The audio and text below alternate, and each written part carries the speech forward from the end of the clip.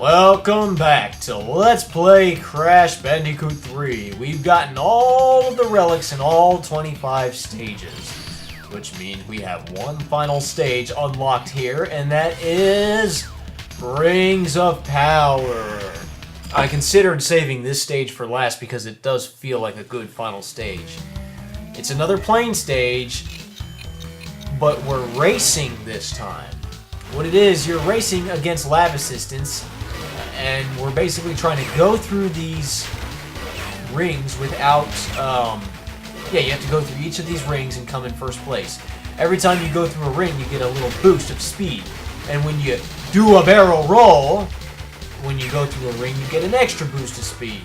So, seeing as how we're doing a relic race, we want as much speed as we can. Finish in first place, you will get a gem. Break all the crates, you'll get another gem. So that means it's possible to get everything in one swift stroke. But I did not do that because I failed at getting all the crates. Oh well. You can't shoot the lab assistants down. It's not that kind of race, sadly. That would make it much more fun, much more variety.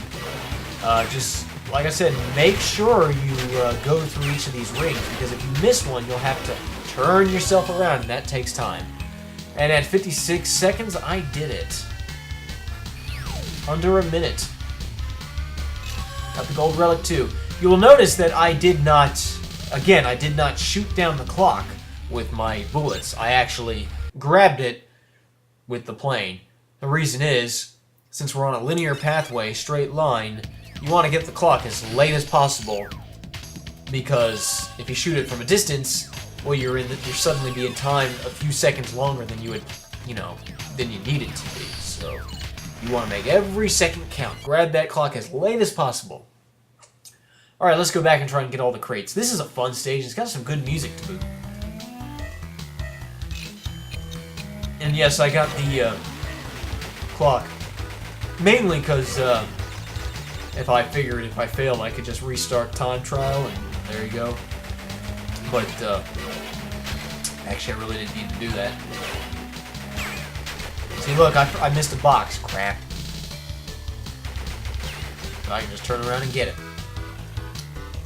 If I didn't make it clear in Bye Bye Blimps and Mad Bombers, if you shoot the balloon, the crate falls to the ground, and then you kind of hear it crack open. But that counts, so you don't have to shoot the crate. So, like, if you shoot the balloon, don't worry, you still get the crate. You're not screwed out of not getting the crate. Or screwed out of getting the crate. Whatever. And notice I'm taking it slow, so I have time to get these crates. I almost missed that one. Oh, but I missed a ring. See, now I can't finish until I get that ring. There we go. A little bit sidetracked there.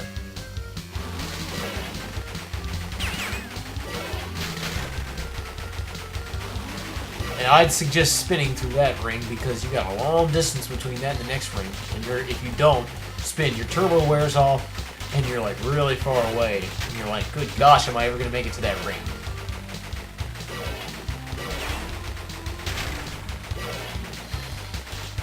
And if you are trying to get all the crates here, I'd say don't spin through these rings, because, like I said, you'll go so fast you won't be able to...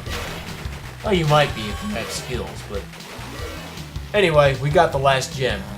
So, well, that's not the last gem of the gem, but that's that's the last of the relics anyway.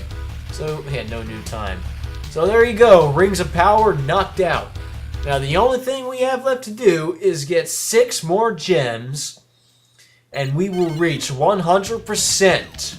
And then, after that, we'll see what happens and see about getting our way back up to 105%. All this and more in the episodes to come of Let's Play Crash Bandicoot 3. I'm 480, and I will see you next time.